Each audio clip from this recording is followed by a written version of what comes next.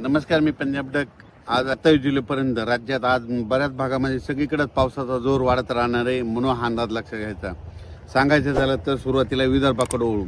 नागपूर, भंडारा, गोंदिया, चंद्रपूर, यवतमाळ, त्याच्यानंतर अकोला, अमरावती, बुलढाणा, वाशिम, हिंगोली ह्या परिसरामध्ये काय म्हणा आज दुपारमध्ये रात्रीच्या काही काही ठिकाणी दुपारनंतर 3च्या नंतरच समजा बऱ्याच भागामध्ये पाऊस सुरू होणार आहे. पण रात्रीच्या मात्र जोराचा पाऊस राहणार आहे, म्हणून हा पूर्व विदर्भ, पश्चिम विदर्भातल्या 11 जिल्ह्यातल्या शेतकऱ्यांना लक्ष द्यायचा. त्याच्यानंतर नांदेड जिल्हा, मराठवाड्यामध्ये नांदेड जिल्हा झालं, परभणी जिल्हा झालं, लातूर जिल्हा झालं, बीड जिल्हा झालं, धाराशिव जिल्हा झालं, जालना जिल्हा, संभाजीनगर ह्या परिसरामध्ये आजच दुपारनंतर चांगला पाऊस सुरू होणार आहे, म्हणून हा अंदाज लक्षात घ्यायचा. रात्रीच्या नंतर बऱ्याच भागामध्ये चांगला पाऊस पडणार आहे, म्हणून हा अंदाज देखील सर्व शेतकऱ्यांनी लक्षात घ्यायचा. म्हणजे मराठवाड्यामध्ये आज 21 तारखेपासून दररोज वेगवेगळ्या भागात 27 तारखेपर्यंत चांगला पाऊस पडणार आहे, म्हणून हा मराठवाड्यातल्या शेतकऱ्यांनी अंदाज लक्षात घ्यायचा. काही ठिकाणी रिमझिम राईम, कुठं थोडा शेतामध्ये पाणी साचल, कुठं पेंडॉलचा पाऊस पडेल, पण हा पाऊस येणार आहे, म्हणून हा अंदाज शेतकऱ्यांच्या पिकासाठी खूप चांगला राहणार आहे, म्हणून हे शेतकऱ्यांना लक्षात घ्यायचं. त्याच्यानंतर उत्तर महाराष्ट्रातल्या शेतकऱ्यांसाठी खास करून आनंदाची बातमी म्हणजे नंदुरबार जिल्हा. कारण काही काही ठिकाणी मुसळधार पाऊस त्या 5-6 दिवसामध्ये पडणार आहे, म्हणून ही नंदुरबार जिल्ह्यासाठी आनंदाची बातमी, धुळे जिल्ह्यासाठी आनंदाची बातमी, जळगाव जिल्ह्यासाठी आनंदाची बातमी, म्हणून हा अंदाज सर्व शेतकऱ्यांनी लक्षात घ्यायचा.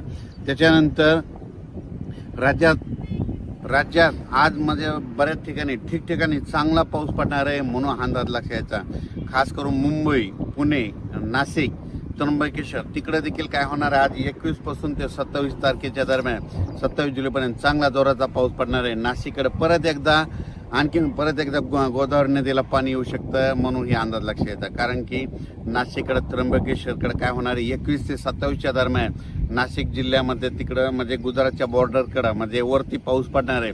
पश्चिमेला म्हणजे नाशिकच्या पश्चिमेकडं म्हणजे त्या भागामध्ये पडणार आहे. त्याच्यामुळं परत नाशिककडे चांगला पाऊस सुरू होणार आहे, म्हणून हा नाशिककरांनी देखील अंदाज लक्षात घ्यायचा.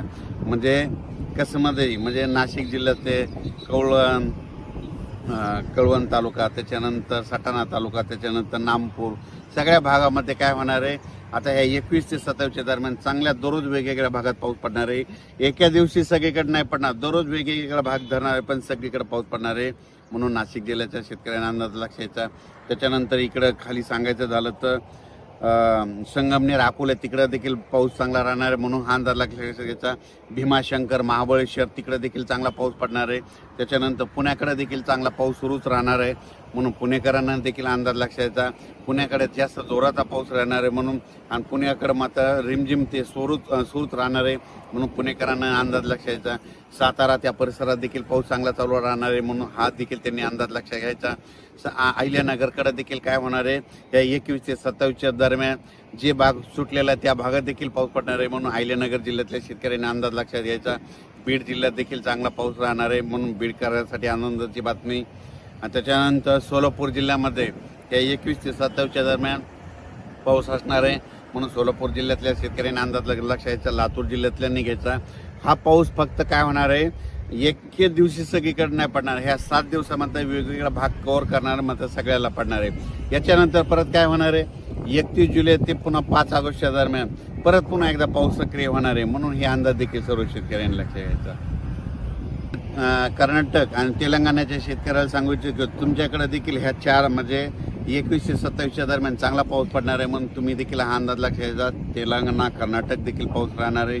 कोल्हापूरला तर पाऊस सारखा चालूच राहणार आहे, म्हणून कोल्हापूरकर शेतकऱ्याच्या आनंदाची बातमी.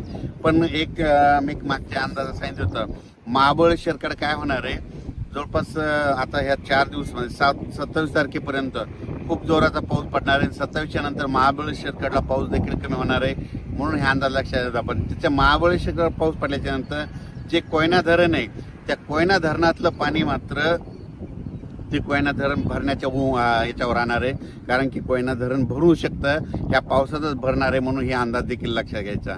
त्याच्यानंतर राज्यात सांगायचं झालं तर ठिकठिकाणी म्हणजे आज नागपूरकडं, भंडारा, वर्धा, गोंदिया सगळीकडं जवळपास चांगल्या स्वरूपाचा पाऊस सुरू होणार आहे, म्हणून हा अंदाज देखील सर्व शेतकऱ्यांना लक्षात घ्यायचा. करून नांदेडकर आज रात्रीच्याला चांगला पाऊस राहणार आहे म्हणून नांदेडकरांसाठी हा आनंदाची बातमी. त्याच्यानंतर इकडं पूर्णा आणि पालम त्या पट्ट्यामध्ये काय झालं की बऱ्याच भागामध्ये काय झालं, पाऊस नव्हता, तर त्या पूर्ण पालम पट्ट्यामध्ये देखील पालम त्या पेनूर त्या पट्ट्यामध्ये आज देखील बऱ्याच भागामध्ये रात्रीच्यालाच पाऊस येणार आहे म्हणून त्यांच्यासाठी आनंदाची बातमी. सांगायचं झालं तर आता ह्या 21 ते 27च्या दरम्यान महाराष्ट्रातला आता कोणताच भाग शिल्लक राहणार नाही. फक्त नंदुरबार जिल्हा थोडा कमी होता, त्या नंदुरबार जिल्हा देखील कव्हर होऊन जाईल म्हणून हे देखील सर्व शेतकऱ्यांना अंदाज लक्ष यायचा आहे. त्यानंतर कोल्हापूर जिल्हा, सोलापूर जिल्हा, सांगली, जत, आटपाडी, त्याच्यानंतर पंढरपूरकडे देखील पंढरपूरची यात्रा 25 तारखेला, तर त्या दिवशी मात्र पंढरपूरला रिमझिम पाऊस राहणार आहे म्हणून पंढरपूरच्या यात्रेकरूंनी देखील अंदाज लक्ष यायचा.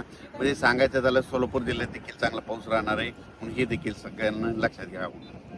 आज 21 पासूनच जळगाव, धुळे, नंदुरबार या परिसरामध्ये आज दुपारनंतर चांगला जोराचा पाऊस, आधी रिमझिम पाऊस सुरू होईल आणि नंतर ते पाऊस वाढत जाईल. आणि नंदुरबारकडे मात्र 21 ते 27च्या दरम्यान काही ठिकाणी अतिमुसळधार पाऊस पडणार आहे म्हणून हा अंदाज देखील सर्व शेतकऱ्यांना लक्षात यायचा. सगळ्यात राहिलेलं होतं नंदुरबार जिल्ह्याला एक पाऊस